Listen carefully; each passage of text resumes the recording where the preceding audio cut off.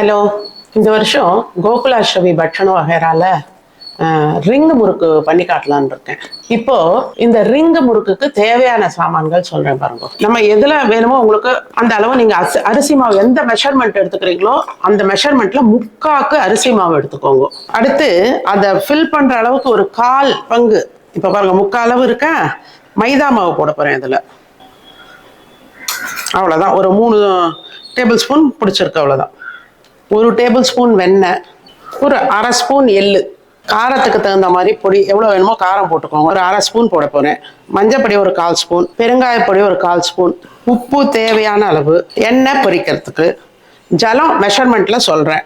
1 கப்புக்கு 1 கப்பு ஜலம் விடணும், கரெக்டா இருக்கும். அவ்வளவுதான் இதுக்கு தேவையான சாமான்கள். ஃபர்ஸ்ட் இப்போ அடுப்பை பற்ற வச்சிருக்கேன். அதுக்கு இப்போ இந்த ஒரு மெஷர்மெண்ட் மாவு எடுத்தோம் இல்லையா, அந்த ஒரு மெஷர்மெண்ட் அளவுக்கு தண்ணியை விட்டுக்கணும்.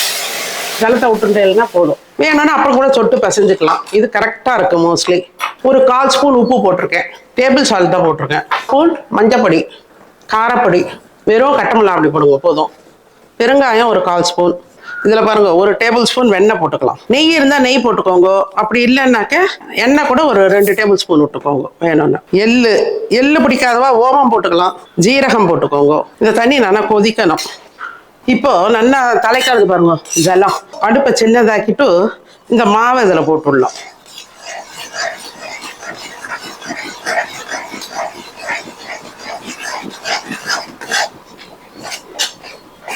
இதெல்லாம் கரெக்டா இருக்குதுக்கு,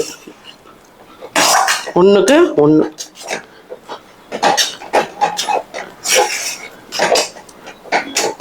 அப்படி மைதா வேண்டாம்னு நினைக்கிறவா வெறும் அரிசி மாவுல பண்ணிக்கோங்க.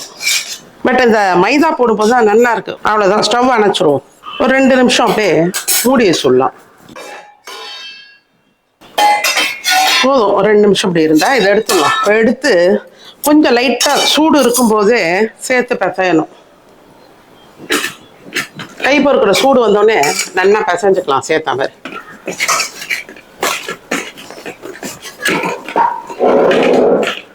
ஃபஸ்ட்டு புள்ளியாரை பிடிச்சாச்சு, புள்ளியாரை பிடிச்சி நெத்திக்கிட்டாச்சு. அடுத்து இந்த 3 ரோக்கம் பண்ண ஆரம்பிக்கலாம்.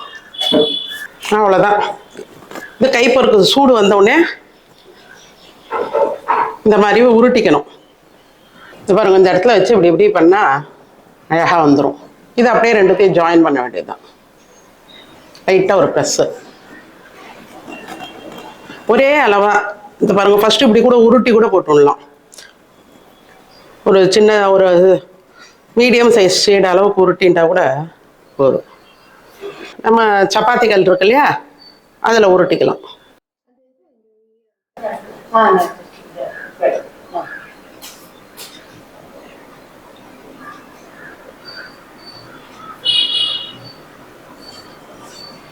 இதே மாதிரியே எல்லாத்தையும் உருட்டிட்டு காட்டுறேன் பாருங்க. இது இந்த மாதிரி ரிங்காக பண்ணி வச்சுக்க வேண்டியது தான். இப்போ அடுப்பில் எண்ணெய் காஞ்ச உடனே இதை போட வேண்டியது தான். மீடியம் ஃப்ளேமில் வச்சுக்கோங்க. காஞ்ச உடனே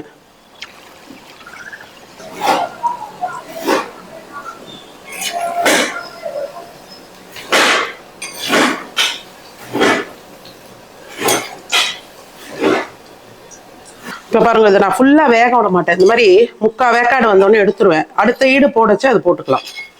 இப்போ இதை அடுத்த ஈடு போடுறேன் பாருங்க. இந்த மாதிரி இதுவும் 3/4 வேக்காடு ஆனோடனே முதல் ஈடு எடுத்தோம் இல்லையா, அதை இப்போ போட்டுடணும். போட்டு ஒன்றா வேக விட வேண்டியதுதான்.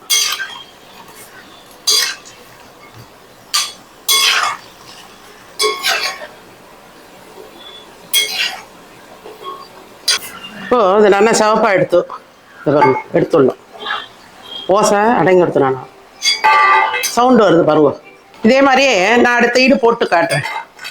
இந்த பாருங்க, 2 ஈடு பண்ணியிருக்கேன். இன்னும் ஒரு 2 ஈடு வரும். இந்த மாதிரி தான் வரும். இந்த மைதா போடுறதால இப்படி இந்த மாதிரி கிறிஸ்பியாக கிடைக்கும் பாருங்க. தெரியறதா? நல்லா கிரன்ச்சியாக இருக்கும் சாப்பிட்டா. இந்த மாதிரி பேப்பரில் போட்டு எடுத்து வைங்க. கொஞ்சம் ஆயிலாக இருக்குது. எல்லாரும் இந்த ரிங் முறுக்க ட்ரை பண்ணி பாருங்க, நல்லா வருது. அதாவது மாவு 2 ஃபர்ஸ்ட் ஒழுங்காக கலந்துருக்கும். இது 3/4 மெஷர்மெண்ட் அரிசினா 1/4 பங்கு மைதா போட்டால் போதும். போட்டு நல்லா 2 மாவையும் நல்லா மிக்ஸ் பண்ணிக்கோங்க. மட்டா வெண்ணெய் போட்டால் போதும். வெண்ணெய் இல்லாதவா நெய் விட்டுக்கோங்க, இல்லை எண்ணெய் விட்டுக்கோங்க. அந்த தண்ணி கொதிச்சோடனே போட்டு கலந்து உருட்டி இப்படியே பண்ண வேண்டியது தான். எல்லாரும் இதை ட்ரை பண்ணி பாருங்க கண்டிப்பாக இந்த ஸ்ரீ ஜெயந்திக்கு. ஹலோ. இன்னைக்கு கோகுலாஷ்டமி ஸ்வீட்ஸ்க்கு தேங்காய் பர்பி பண்ணி காட்டலான்னு இருக்கேன். இந்த தேங்காய் பர்பியில் என்ன ஸ்பெஷல்னா, பொதுவாக தேங்காய் சக்கரை அவ்வளோதானே போட்டு அதில் ஏலக்காய் பொடி இது போட்டு பண்ணுவோம் இல்லையா? அப்போ கொஞ்சம் கிரன்ச்சியாக இருக்காமல் இருக்கும், கொஞ்சம் ஹார்டாக இருக்காமல் இருக்கும் இல்லையா? இன்னைக்கு நான் வந்து ஒரு மில்க் பவுடர் சேர்க்க போகிறேன். சாதாரணமாக ஒரு 10 ரூபாய் பேக்கெட் இருந்தால் போதும். அதுக்கு அந்த பவுடர் அந்த மில்க் பவுடர் போடுறதால ரொம்ப சாஃப்டாக, கண்ணுக்கும் நல்லா வெள்ளையாக இருக்கும் பார்க்கறதுக்கு. இப்போ அதுக்கு தேவையான சாமான்கள் சொல்கிறேன் பாருங்க. இந்த மெஷர்மெண்ட் கப்பால் 250 ml இதால் ஒன்று வந்து தேங்காய் துருவி வச்சுருக்கேன். அந்த கருப்போடெல்லாம் இல்லாமல் உள்பகுதியில் இருக்க அந்த வெள்ளையை மட்டும் நான் இதில் துருவி வச்சுருக்கேன். அதே மெஷர்மெண்ட்டில் எதில் நீங்கள் தேங்காய் எடுத்துக்கிறீங்களோ அதே அளவு சர்க்கரை, ஏலக்காய் பொடி, இந்த மில்க் பவுடர் பாருங்க, ஒரே ஒரு பேக்கெட் இதை ஓப்பன் பண்ணி வச்சுருக்கேன். ஏதாவது ஒரு மில்க் பவுடர் வாங்கிக்கோங்க, 10 rupees தான். ஒரே ஒரு ஸ்பூன் அதை நெய் அதில் விடுறது. இவ்வளோதான் இதுக்கு தேவையான சாமான்கள். இப்போ பாருங்க, வானலியில் ஃபர்ஸ்ட் இந்த தேங்காய் துருவலை போட்டுப்போம். 1 கப்பு அடுப்பை பற்ற வச்சுருக்கேன். அடுத்து அதே மெஷர்மெண்ட்டு சர்க்கரை,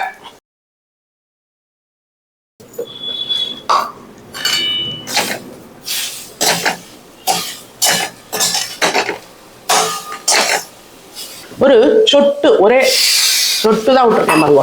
1/2 ஸ்பூன் இதெல்லாம் விட்டுருக்கேன். மெல்ட் ஆகணும். சின்னதாக தான் வச்சுருக்கேன் அடுப்பை.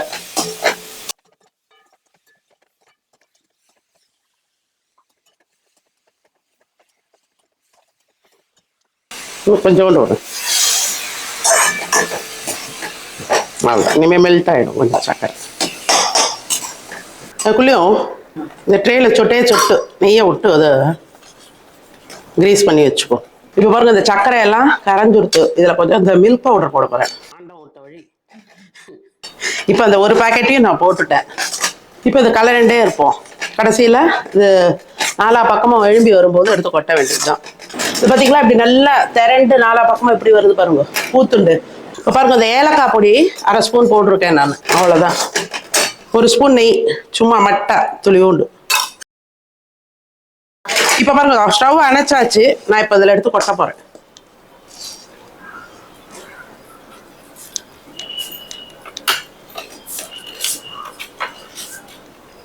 இப்போ பாருங்க, இதில் சமனா பண்ணிடுவோம்.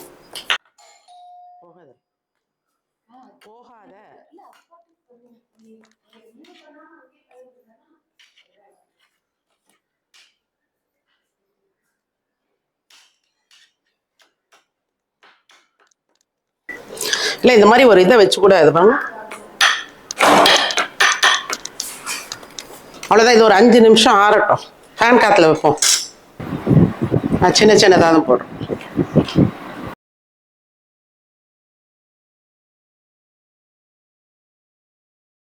பார்த்தீங்களா, எல்லாம் வந்துடுது அழகாக.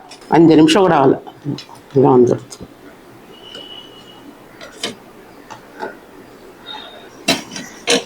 இதெல்லாம் நல்லா அழகாக எடுத்தாச்சு. நல்லா வந்திருக்கு பர்ஃபி, கலராகவும் இருக்குது. இங்கே பாருங்க, ஒன்று உடச்சி காட்டுறேன். இந்த பாருங்க, நல்லா சாஃப்டாக வந்திருக்கு. எல்லாரும் இந்த தேங்காய் பர்ஃபி பண்ணுவோம். பட் இந்த மில்க் பவுடர் போட்டு பண்ணும்போது நல்ல டேஸ்டாகவும் இருக்குது, மணமாகவும் இருக்குது. ஒரு பால்கோவா ஃப்ளேவர் வரா மாதிரி இருக்குது, நல்லா இருக்குது.